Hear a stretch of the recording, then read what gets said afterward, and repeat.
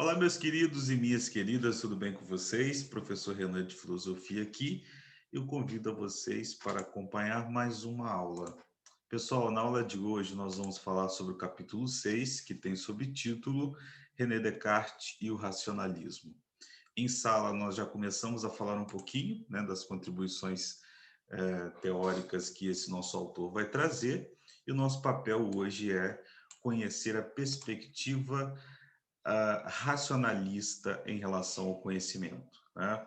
Nós já vínhamos caminhando para uma teorização do que é a ciência moderna, né? A discussão sobre ciência, e vimos a importância que a racionalidade tem para essa nova área do conhecimento, mas nesse mesmo momento a gente está discutindo uma questão muito importante também dentro da história da filosofia, que é a filosofia do conhecimento, ou também chamada de epistemologia, ou também chamada de gnoseologia. Basicamente, os filósofos desse momento queriam entender qual era a maneira mais eficaz que o ser humano ele adquire conhecimento, se é pela sua capacidade de raciocinar ou se é através do exercício dos seus sentidos, né? No momento em que ele vivencia, experiencia esse mundo, se é qual é a forma mais legítima para que a gente possa conhecer a verdade, tá? René Descartes, né, dando continuidade nessa perspectiva, ele vai trazer algumas contribuições teóricas para nós. Bom, antes da gente já começar, né, a entender o que ele diz acerca desses assuntos, né, e não só sobre conhecimento, mas ele vai falar sobre Deus, ele vai falar sobre a ciência também, vamos entender as contribuições teóricas que René Descartes nos traz. Ele vai nascer na França, tá? E ele vive numa temporalidade histórica que compreende os séculos 16 e 17. Não como nós já contextualizamos, esse é um momento na Europa, especificamente na França, na Inglaterra e na Alemanha, que a gente está observando a ebulição e o apogeu de todos os acontecimentos históricos, né? Nesse momento estamos vendo a formação dos Estados nacionais, nós estamos observando o contexto da Reforma Protestante, a gente está observando aí o desenvolvimento da ciência, enfim, é um momento muito conturbado que vai gerar aí essa nova concepção de pensar a modernidade, e a filosofia tem um papel e é diretamente impactada por esse processo. Descartes, por mais que a gente conheça bastante ele no campo da filosofia, ele também foi matemático e ele também foi um cientista, né? Então ele vai ter aí essas três áreas principais de atuação e que vai trazer contribuições para a gente poder pensar o exercício da racionalidade, tá? Ele vai escrever várias obras, mas as duas principais são Meditações Metafísicas e Discurso do Método. Queridos e queridas, bastante atenção com relação a esse filósofo para as provas dos vestibulares, tá? O Enem ele gosta bastante de cobrar a perspectiva racionalista de Descartes em contraposição a outra área do conhecimento, que eram os empiristas, né? Então, geralmente cai Descartes com Locke ou Descartes com David Hume, tá? A prova do PISME, como eu já comentei com vocês, também tem o costume de trazer as contribuições desse filósofo, tá? Meditações Metafísicas é a obra que a gente discute a parte filosófica deste autor, né, de que maneira ele está trabalhando o racionalismo e a busca pelo conhecimento verdadeiro, e Discurso do Método é onde ele discute as questões matemáticas e também no âmbito da ciência. E aí ele vai viver num momento, né, em que a gente está vendo o contexto histórico do desenvolvimento científico, né? Nós falamos um pouquinho sobre ele, a importância que ele traz para poder pensar o exercício dessa nova área do conhecimento.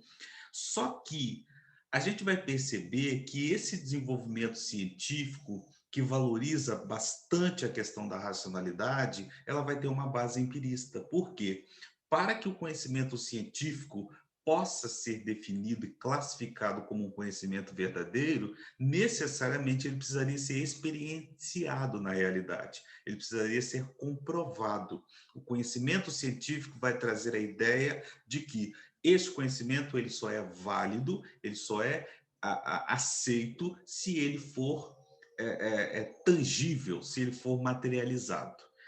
Então, de certa forma, a ciência ela tende, como uma questão bem natural, a valorizar o aspecto das experiências. Então, o que René Descartes vai tentar fazer é uma espécie de revolução, uma espécie de alteração, um reordenamento dentro do curso da ciência para que ela não se perca, né? E aí, as questões que ele gira em torno, em todo o seu pensamento, nessas três grandes áreas, é o rigor analítico. Para Descartes, para produzir conhecimento científico, para esse conhecimento ele impactar diretamente do ponto de vista tecnológico, sobretudo social, ele precisa ter um rigor analítico muito grande. E aí o exemplo que eu trago para vocês pensarem a importância disso é o meu caso, da minha pesquisa sobre a questão indígena na região. A maioria das informações que nós temos sobre esses indígenas, né, nós tivemos 7 etnias que habitaram a nossa região, elas são relatos, a maioria não, todas, né, elas são relatos de viajantes e cronistas, tá, que entre os séculos XVI e entre o século XIX estiveram ao Brasil, e nesses viajantes e cronistas vinham muitos aventureiros, vinham muitos botânicos, pessoas interessadas em descrever a fauna e a flora brasileira para que pudessem contribuir para o desenvolvimento dessa própria ciência que estava focando nesse momento.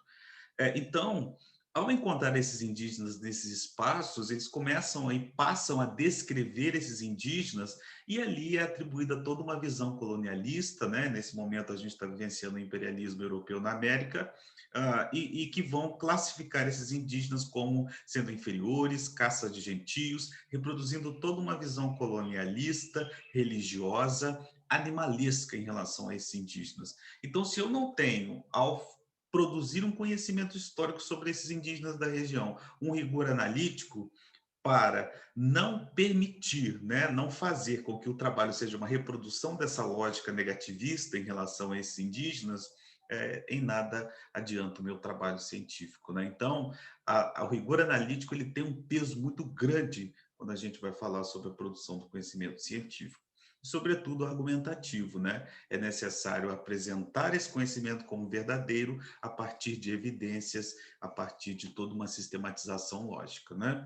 René Descartes ele tinha uma forma de escrever muito relacionada a um estilo literário pessoal, né? E isso é importante porque não torna a leitura do texto filosófico dele cansativa, né?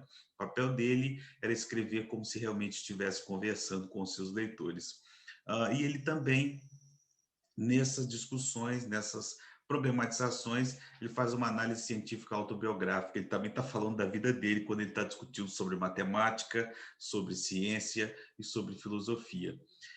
Ele, na sua escolaridade obrigatória, foi ensinado através da educação escolástica, né, e da Grécia Antiga. Então, ele foi educado num ambiente extremamente católico, religioso, e ele sempre criticou toda essa tradição, né? Ele, inclusive, nos seus textos, ele chega a dizer que ele tinha muito mais conhecimento do que os seus professores, né? Mesmo ele ainda não chegando à formação para superar, ele dizia que já sabia muito mais do que os seus professores, né? E ele vai discutir sobre a teoria do conhecimento, né, que eu trouxe, a ideia de que como o ser humano ele adquire conhecimento de forma autêntica, e o objetivo da filosofia para ele é ser o de estabelecer um conhecimento autêntico e realmente útil à humanidade.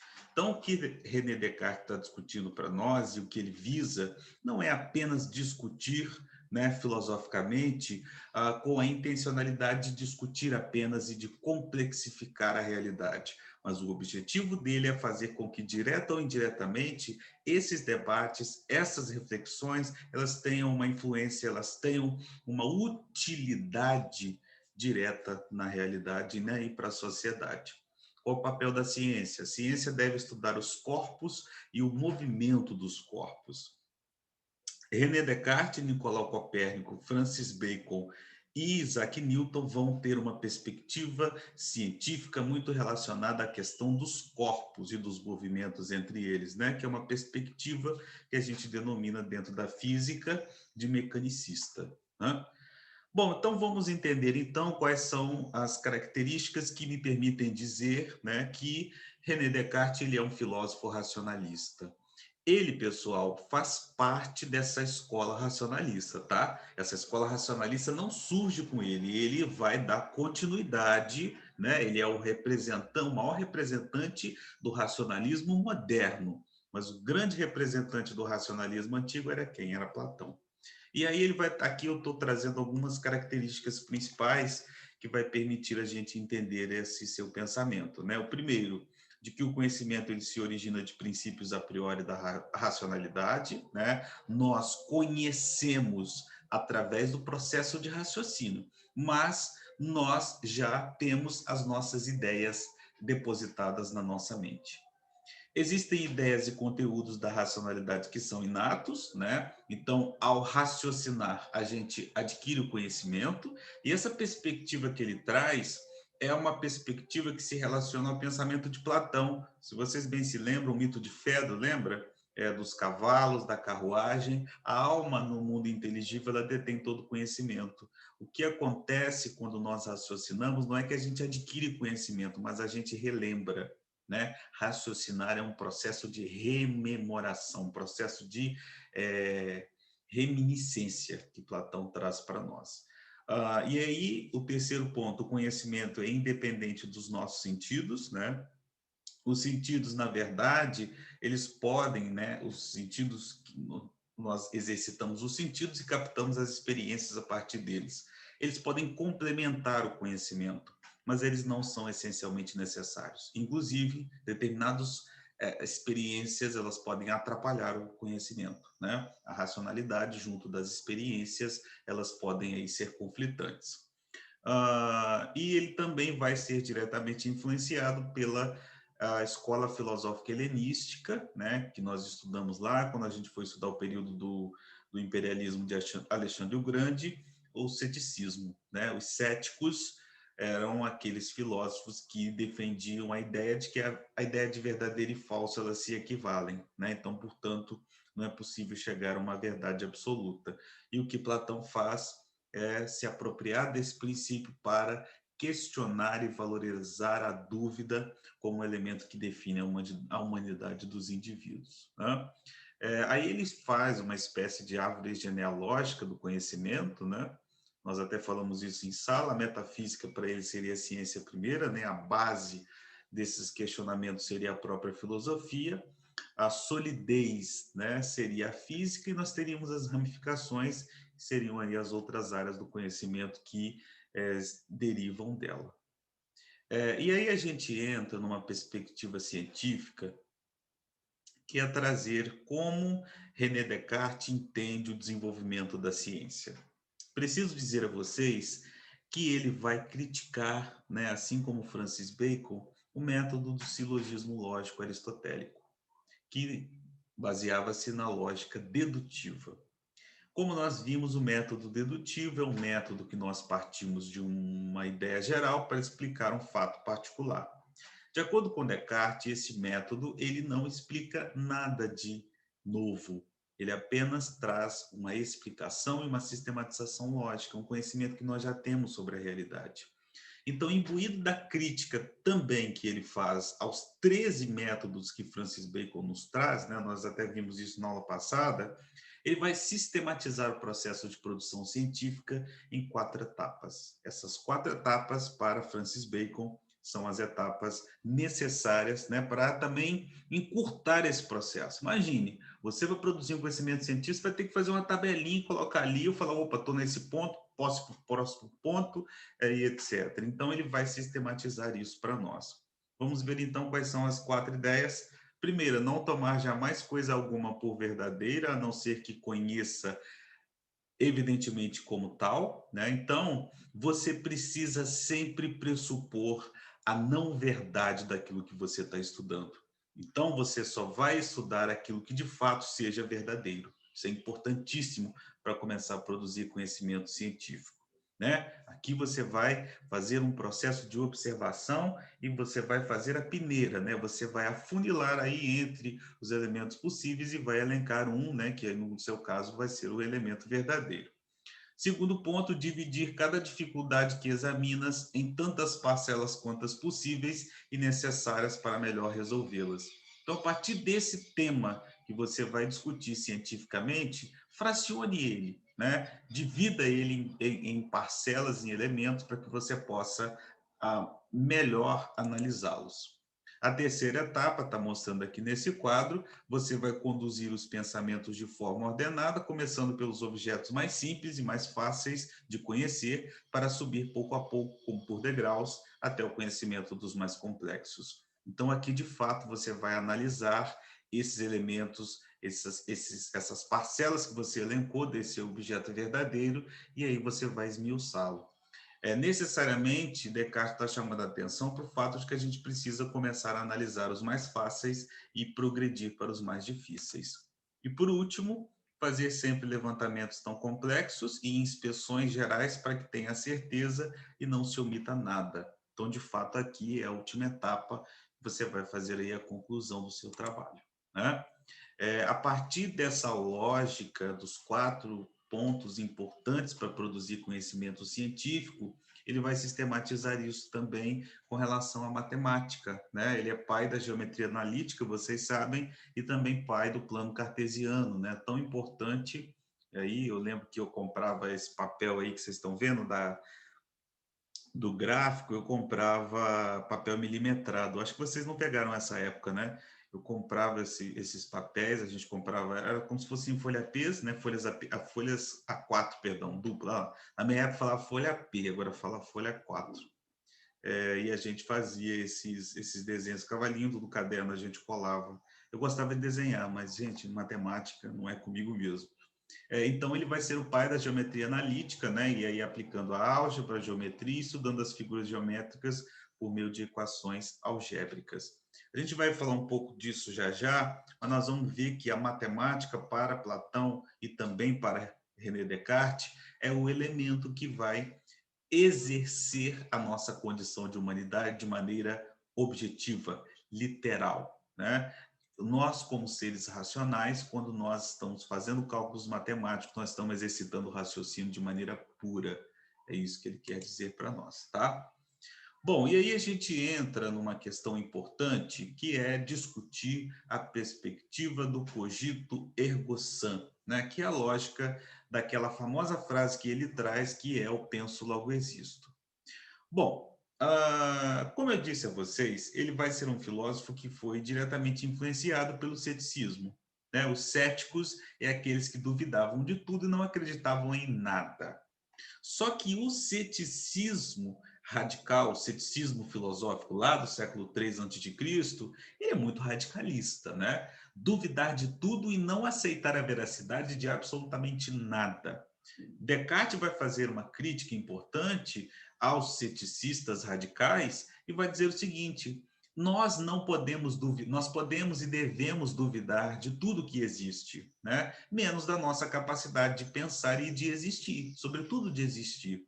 Porque se nós queremos saber se nós existimos ou não, nós estamos pensando. Se nós estamos pensando, nós estamos duvidando. Se eu duvido, eu penso. Se eu penso, a minha existência automaticamente é comprovada. Então, ele traz essa famosa frase penso, logo existo, para poder chamar a atenção que a nossa capacidade de pensar ela é algo tão importante quanto o fato de existirmos. Né? É isso que ele quer trazer para nós. A gente é tão diferente assim, eu estar aqui gravando uma videoaula para vocês, porque parece que eu estou falando para a parede, né? Assim, eu estou acostumado com, né, falar com o Patrick, falar com Laura, Gabriele, né? Gabriele que ligou a câmera, sabe? Dá saudade de vocês, assim, né? Da gente parar um pouquinho e conversar, sinto falta disso, né? E aí ele vai fazer críticas desse ceticismo radical. Se bem que eu posso fingir, né? Eu posso fingir que eu estou aqui com vocês agora, quem sabe, né? Vamos ver. Então ele vai fazer críticas a esse ceticismo radical e vai trazer a ideia do ceticismo metodológico, ou seja, conceber e questionar a dúvida constante em relação a tudo que existe, menos a nossa capacidade de existir, porque a gente, para existir, pensa, e se a gente pensa, nós comprovamos a nossa existência. Ele, pessoal, como um filósofo racionalista, ele tem um pensamento muito extremista em relação ao ser humano. Por quê? Porque ele entende que o ser humano só é visto pela sua capacidade de pensar. Veja, a capacidade de pensar é algo tão importante quanto o fato de existir. E ele traz essa perspectiva no sentido de que, se nós pensamos, isso está anterior à nossa existência. Então, ele faz uma espécie quase que de separação entre a mente e o corpo. E ele foi muito criticado na época porque Descartes ele só entende o ser humano como um ser racional, como um ser que é visto simples e pura e simplesmente pela sua capacidade de pensar. Os nossos sentidos, os nossos desejos, eles nos enganam nesse processo, nesse caminho que a gente está buscando de conhecer a realidade. Os sentidos, eles não podem nos trazer a busca pela verdade, e muito menos os sonhos, né? No livro que ele escreve, ele traz uma hipótese do gênio maligno. O que é isso? Ele cogita a ideia de que o seguinte: será que nós realmente somos seres racionais? Será que realmente nós podemos duvidar e questionar constantemente? Será que não existe uma espécie de Deus maligno que projetou essa ilusão na nossa mente para a gente achar que realmente nós somos seres racionais e questionamos? E aí ele chega à constatação de que não, esse gênio maligno não existe, porque se ele existisse, pela minha capacidade de pensar, eu não poderia questionar sobre a existência dele. E se eu posso questionar, isso significa que ele não projeta essa ilusão na minha mente. Então, portanto, a única certeza do ser humano é a sua capacidade de pensar, né? Pensamento barra racionalidade.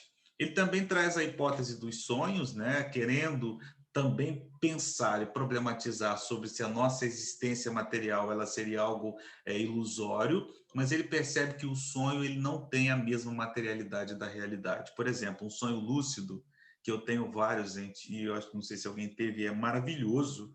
Você desperta a sua consciência durante o sonho. Então você faz o que você quiser. Se quiser voar, se quiser, enfim, você pode fazer qualquer coisa. Então ele vai também, entende o que ele está querendo fazer? Ele vai dizer o seguinte: será que existe um Deus que alinha na minha mente? Será que eu não estou sonhando? Então ele, nesse caminho, para ele consolidar que de fato a racionalidade é o elemento que nos define, ele vai trazer aí algumas hipóteses, ou seja, ele vai aplicar essa lógica científica na sua própria maneira de pensar. Além disso, ele vai trazer uma discussão importante acerca da natureza humana e natureza divina. A René Descartes, ele vai, a partir dessa discussão que eu trago para vocês, comprovar e nos trazer a perspectiva real de que Deus existe e nós somos criados à imagem e semelhança dele. Aí você vai dizer assim: caraca, Renan, você começou a aula dizendo que o cara foi educado numa filosofia religiosa e que para produzir conhecimento é necessário exercitar a dúvida e questionar a tradição que era imposta pelos filósofos medievais. Mas ele não deixa de aceitar que Deus ele é o nosso único e justo Salvador, né? Aí, Laura, para você. Ele vai, de fato, atestar a existência de Deus, né, e não a hipótese do gênio maligno. Né? Então, portanto, se ele chega à análise de que possivelmente existiria um gênio que controlaria as nossas mentes, e ele chega à constatação de que não, ele vai dizer que existe um Deus bom. Só que esse Deus, ele é essencialmente perfeito, infinito e criou o ser humano como a sua imagem e semelhança por bondade. Preciso dizer a vocês que Platão ele bebe esse pensamento que ele está trazendo para nós da perspectiva platônica. Lembra? O demiurgo, que era o deus artífice, cria um mundo inteligível, plasma esse mundo e cria um mundo sensível, né? Ele cria isso, inclusive essa realidade que nós estamos, que é efêmera, que é móvel, né? Que é imperfeita, por amor e bondade. Então, Descartes ele transplanta essa ideia, mas definindo essencialmente Deus como sendo este criador. E ele vai dizer o seguinte: a capacidade do ser humano de raciocinar comprova a existência de Deus. Os cálculos matemáticos, lembra que eu falei que a gente ia chegar nesse ponto? Os cálculos matemáticos, eles representam a racionalidade humana. O ser humano ele é livre, não é? Ele tem desejos, ele tem sentimentos, ele pode fazer N coisas, mas com a racionalidade nós não podemos ser livres. Com a racionalidade, nós exercitamos a condição que nos define enquanto ser. Então, portanto, veja, a, Deus cria o ser humano, Deus é um ser perfeito, ele cria o ser humano à sua imagem e semelhança e ainda coloca um elemento da sua perfeição nele, que é a matemática, e que define o que é este ser. Então, raciocinar é se aproximar de Deus. E veja, esse pensamento ele não é um pensamento diferente em relação à escola pitagórica do século V a.C., né? Dos pré-socráticos, perdão, século VII a.C., comido 2 séculos, né? Que os matemáticos viam que quem conseguia fazer cálculos matemáticos com facilidade tinha recebido um dom de Deus. Deus, Apolo, né? Que na mitologia grega é o deus da racionalidade, do cálculo, né? E da lógica. Mas aí você pode se questionar, mas como um ser perfeito cria algo imperfeito? Ele vai responder isso na seguinte questão: o ser humano ele é imperfeito, pois Deus criou o homem com o livre-arbítrio. A nossa imperfeição, né, o modelo que Deus nos coloca é para que a gente tenha a possibilidade, através da nossa capacidade de escolher, né, guiar os nossos desejos e o nosso entendimento, né? Quando a gente fala em fé, a gente não está falando só no aspecto sobrenatural, mas na fé racional, né? É a certeza de coisas que se esperam, é a convicção de fatos que não se veem. Não, eu sei vocês estão achando que eu não estou ligado, gente. Um pai pastor formado em teologia, a gente faz cada debate, enfim. Então, portanto, Deus ele vai colocar o ser humano como um ser imperfeito para que ele, a partir de si mesmo, construa a sua perfeição, ou se aproxime dessa ideia de perfeição. Obviamente, ele começa a trazer uma questão importante para a gente entender que Deus não é a perfeição, o conceito de perfeição de Deus, ele não está só relacionado ao Deus sobrenatural, à potência máxima de perfeição. Deus seria a configuração de perfeição de Deus, seria a mescla de tudo, né? Então, para que a gente possa configurar Deus, a gente precisa do ser humano, a gente precisa dos animais, a gente precisa desse mundo, a gente precisa do universo, a gente precisa de Jesus, a gente precisa de Maria, a gente precisa de tudo. Tudo representa Deus. Então, portanto, somos imperfeitos porque se formos retirados dessa equação da composição de totalidade divina, seríamos imperfeitos. Mas nós, dentro de toda essa grande equação, esse bolo, né, um bolo de cenoura, nós somos parte dessa totalidade de perfeição. Então, isso significa dizer, né, numa crítica, que Deus, sem a gente, ele seria imperfeito. Um ponto a gente pensar e a gente refletir na próxima aula. E ao dizer isso, ele não está acabando, não, gente. Espera aí. Ao dizer isso, ele se aproxima de uma corrente filosófica que vai ser muito discutida por Spinoza, que é a corrente do panteísmo, que vai ver Deus não apenas como esse ente sobrenatural, mas como a junção de todo o processo. Tudo bem? Até aqui? Show de bola? Wagner, a Apple é infinitamente superior à Samsung. Bom, depois desses debates a gente encerra, né? E aí vou trazer aqui algumas questões para a gente poder entender a importância dele e o legado que ele deixou. O ser pensante, né? Ele de fato vê o ser humano pela sua capacidade de pensar e pelo elemento não pensante, que seria o seu corpo. Veja, é como se ele separasse. Como se a nossa mente ela fosse uma coisa e o nosso corpo fosse outra coisa. E ele foi muito criticado na época por trazer esse pensamento. Por quê? Porque ele está e aí eu coloco essa frase, né? Mutilando o que é o ser humano como sendo apenas uma única coisa. Ele faz um processo de desconsiderar os nossos sentidos, os nossos desejos, as nossas outras potencialidades. Ao trazer uma maneira de pensar o eu a partir da sua capacidade de raciocinar, ele exclui todos os outros elementos que o ser humano é. Além disso, ele prova a existência de Deus pela sua faculdade alicerçada na bondade divina, né? Ele reproduz a lógica platônica, ainda com alguns erros, né? A gente pode perceber algumas lacunas. Ele vai reduzir a vida animal, né? Os outros seres viventes que não são seres pensantes, a simples fenômenos mecânicos, ou seja, elementos que se movimentam, mas que são determinados por uma lei, que é a lei dos movimentos voluntários. Não, involuntários, né? Que são o conceito do determinismo mecanicista, perdão, dentro da física. Além disso, ele vai trazer elementos para problematizar a autenticidade da inteligência artificial, né? Porque é somente o ser humano que raciocina, então a inteligência artificial não seria um elemento de inteligência, porque somente quem raciocina livremente e que é resultado da criação divina é o ser humano. É interessante, se vocês quiserem pegar depois para problematizar, a inteligência artificial ela começa a ser discutida com Aristóteles, tá? Aristóteles, lá no século III a.C., já problematiza a ideia ou a hipótese de que poderia haver uma mente fora do corpo humano para poder pensar e produzir. Depois vocês pesquisam, posso até mandar para vocês e tudo mais. Ele foi acusado de defender um apriorismo exagerado, com menosprezo da observação e experimentação, né? Por conta daquela metodologia que ele trouxe, só 4 etapas, ele foi muito criticado. Peraí, tá faltando, cara. Né? Mas ele defende também uma ideia de autonomia desse ser que raciocina, né? Algo que, principalmente no contexto atual, é tão distante, né?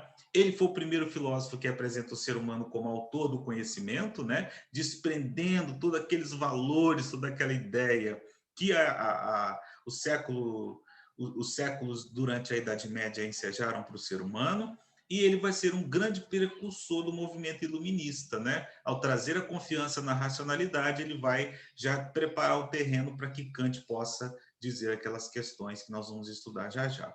E também as questões de Kant, né, referentes ao modelo moral, à valorização ao desenvolvimento, ao progresso, à universalização de valores, né, isso que Kant discute.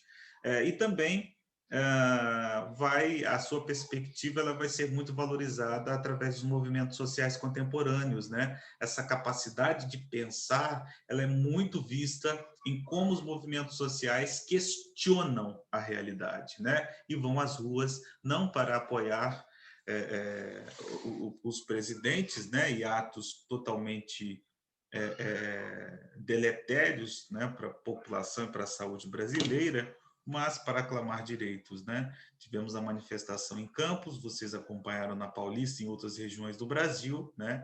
E conseguiu fazer aí um abalo muito grande. Tivemos em 1964, né? Quer dizer, não em 64, mas de 73 a 77, né? O período mais recrudescido da ditadura militar. Os jovens da idade de vocês foram à rua e colocaram fim à ditadura. E depois, no ano de 1992, com o impeachment, né, do Fernando Collor de Mello, que foi presidente na época, os movimentos caras pintadas, né, foi às ruas e conseguiu tirar o presidente. Curioso como que na última eleição ele foi eleito o senador mais votado, né, lá de Alagoas, se eu não me engano, no Nordeste. A memória política nossa ela é muito perdida, né? Ela é muito fraca. E também ele é dono de uma filial da Globo, né? Então isso aí quer dizer muitas coisas. Enfim, então, gente, para a gente fechar, quero sugerir, já que hoje é sexta, e vocês provavelmente devem estar tranquilos, né? Vieram do feriado e tudo mais, assistam o filme Matrix, né? Inclusive, a gente está para lançar o outro, né? Que inclusive seria lançado esse ano, né? O filme Matrix ele vai problematizar uma realidade, né, de computador, inteligência artificial. É maravilhoso esse filme, e ele é muito interessante para a gente poder refletir sobre essas questões que René Descartes está colocando, né? A ideia da importância de pensar a realidade, da possibilidade da não mente humana controlando a realidade. Ok, queridos? Um grande abraço para vocês. Saibam que eu estou aqui hoje descansando, né? Feriado. Espero que vocês também estejam e aproveitem o final de semana para descansar também, tá bom? Nunca se esqueçam que aqui vocês sempre terão um amigo, tá? E um abraço para vocês. Tamo junto.